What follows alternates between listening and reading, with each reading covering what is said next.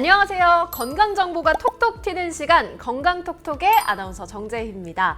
오늘은 혈액검사나 건강검진에서 간암이 의심된다는 말을 들었을 때 가장 먼저 떠오르는 궁금증들에 대한 이야기 나눠볼 텐데요. 인터넷을 검색해도 너무 많은 정보가 나오고 또 어떤 정보가 나에게 도움이 될지 모른다 싶으신 분들은 오늘 함께 해주시면 좋을 것 같습니다.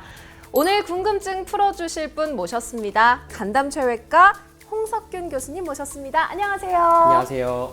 안녕하세요. 간담체외과 교수 홍석균입니다.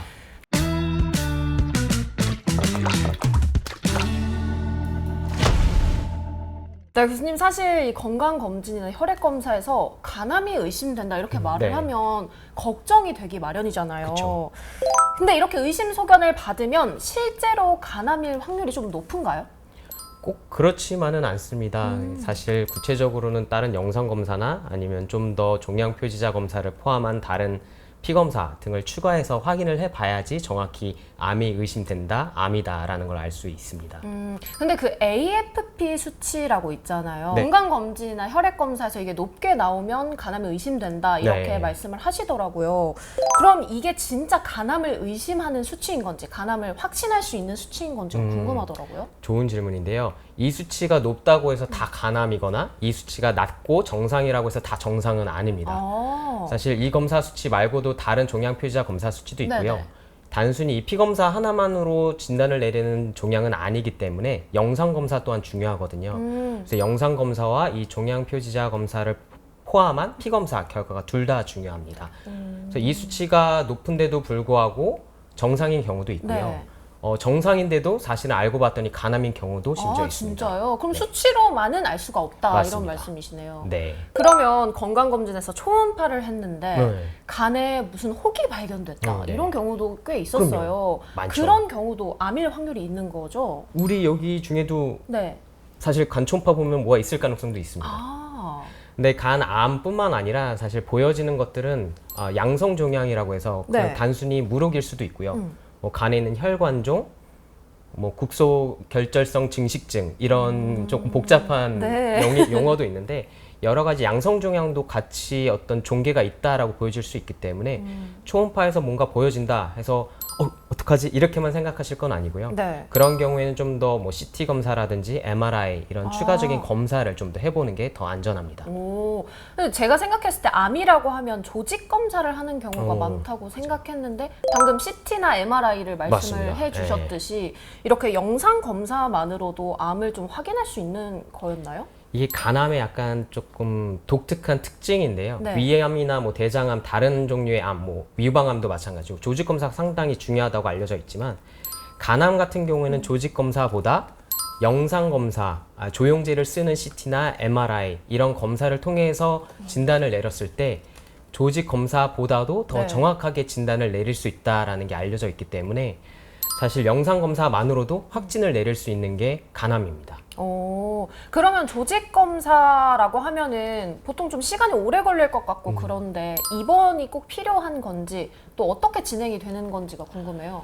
일단은 조직 검사를 꼭 다 하는 건 아니고요. 아까 말씀드린 것처럼 CT나 MRI에서 전형적인 소견이 보이고 네. 위험인자라고 해서 뭐 B형 바이러스 간염이 있다든지 알코올성 간 경화가 있다든지 이런 위험 요소가 있으면서 그런 전형적인 소견이 보일 경우에는 바로 확진을 내릴 수 있고요.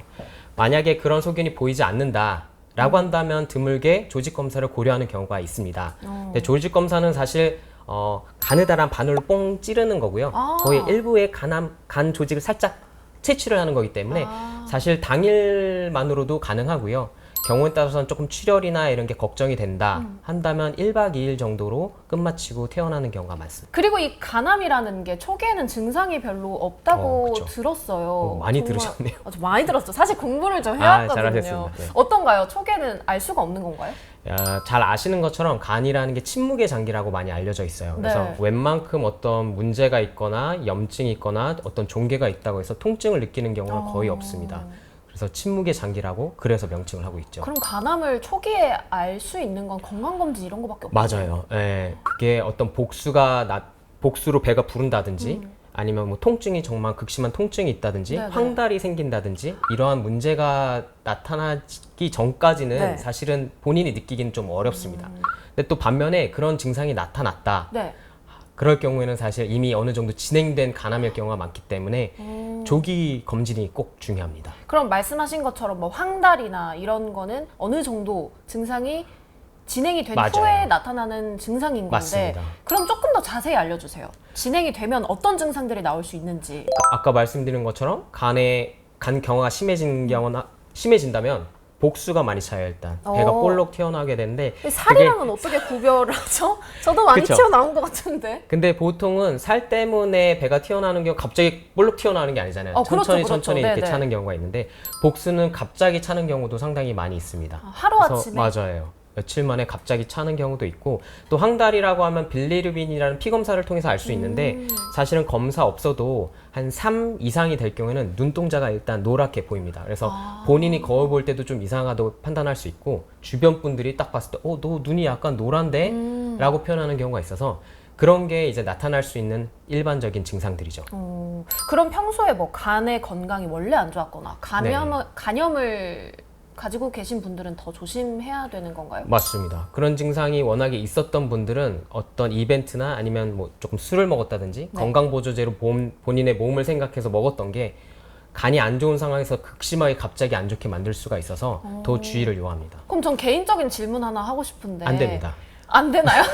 자, 할게요. 네네. 교수님은 그럼 평소에 술을 아예 안 드세요? 아 진짜 궁금했어요. 이게 교수님들은 진짜 건강을 생각하시고 또 이러니까 절주를 합니다.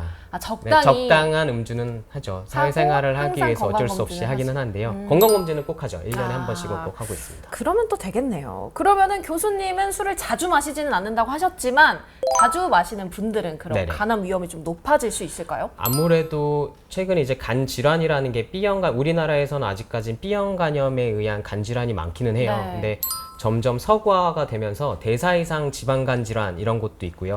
또 술을 많이 드시면서 생기는 알코올성 간 경화 거기서 비롯된 간암도 요즘 많이 늘어나고 있는 추세입니다. 와 그럼 이 알코올이라는 게 저희 정신 건강에만 좋은 거네요. 좀 스트레스 해소 그렇죠. 이런. 본인의 몸을 망가뜨릴 수 있기 때문에 그러네요. 적당한 음주가 필요한데 사실 잘 아시는 것처럼 먹다 보면 막 먹게 되잖아요. 네. 그러니까 본인 몸을 다시 한번 뒤돌아보는 시간을 갖는 게 좋을 것 아 같습니다. 저도 한번 곰곰이 생각해봐야 될 것 같아요. 검진부터 한번 받아보시죠. 네.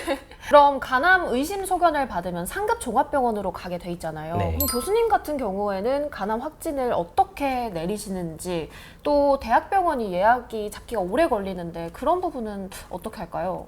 그러니까 외래를 최근에는 그렇게 오래 걸리지 않고 잡을 수 있는 걸로 알고 있고요.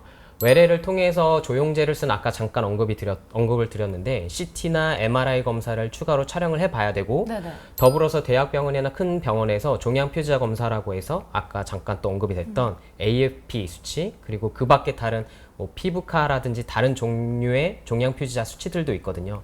그래서 전반적인 검사들을 다 같이 진행을 해봐야지만 의심이 된다 내지는 확진을 내릴 수 있다 이런 진단을 내릴 수 있겠습니다. 그러면은 그런 단계를 거쳐서 제가 정말 간암 확진 판정을 네. 받았을 때 좀 이렇게 여쭤보면 좀 무서울 수도 있지만 그쵸. 생존율이 어느 정도인가요?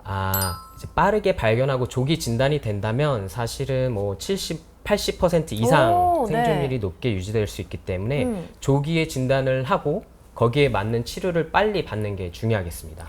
반면에 그렇게 조기 진단을 하지 못하는 경우에는 생존율이 30에서 40% 이내로 많이 급속하게 떨어지게 됩니다. 그럼 초기에 발견하는 게 진짜 가장 베스트. 매우 중요합니다. 그렇군요. 그럼 꾸준한 건강 관리는 필요하다. 그렇죠. 검진도 맞습니다. 필요하고 이게 이 핵심인 것 위험 같습니다. 요인들이 있는 분들은 조금 네. 더 잘 검진을 받아야 됩니다. 그렇죠. 근데 또 막상 생각해 보면은 궁금한 게 도대체 이런 의심을 받거나 확진을 받으면 어디에서 치료를 해야 되냐, 어느 병원, 과를 가야 되냐. 되냐, 그렇죠. 네. 이런 질문도 생길 수 있을 것 같아요. 당연히 제가 외과니까 외과로 오셔야겠죠? 네. 농담이고요. 그렇죠. 일단 소화기 내과에서도 간 쪽을 질환을 보고 있고요. 저희 외과에서도 간 쪽 질환을 보고 있기 때문에 뭐 빠르게 잡힐 수 있는 내지는 흔하게 더 쉽게 접할 수 있는 과를 방문하셔도 될 것 같고요. 그리고 최근에는 다학제 집단회라고 해서 한 과에서만 진단을 내리고 한 과에서만 치료 방침을 결정하는 게 아닙니다. 그래서 외과, 내과, 뭐 영상의학과, 네. 종양내과, 방사선 종양학과 여러 과들이 합쳐서 의논을 하고요. 각 환자에 맞는 가장 좋은 진단 방법 그리고 가장 알맞는 치료 방법을 서로 논의하고 결정을 하게 됩니다. 그렇군요. 꽤나 구체적인 방법들이 그럼요. 다 있었네요. 그래서 사실 어떤 과를 꼭 방문해야 되냐 그런 건 특별히 없고요. 빨리 잡을 수 있는, 이제는 접할 수 있는 과를 빠르게 방문을 하시는 걸 추천드립니다. 다음은 간암을 의심할 수 있는 주요 지표입니다. 첫째, AFP 수치가 높아졌는지 확인합니다. 둘째, 간 초음파에서 이상 소견이 있었는지 점검합니다. 셋째, 간에 혹이 생겼다는 진단을 받았는지 살펴보시고요.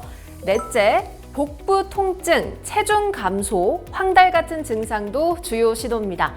마지막으로 B형 또는 C형 간염, 간경변 병력이 있는 경우 간암 발생 가능성이 높아집니다. 위 항목 중 해당되는 경우에는 빠른 시일 내에 정밀 검사를 받는 것이 좋겠습니다. 네, 이렇게 오늘은 간암이 의심된다는 말을 들었을 때 당황스러워 하실 분들을 위해서 얘기를 하는 시간을 가져봤습니다. 교수님 유익한 말씀 너무 감사합니다.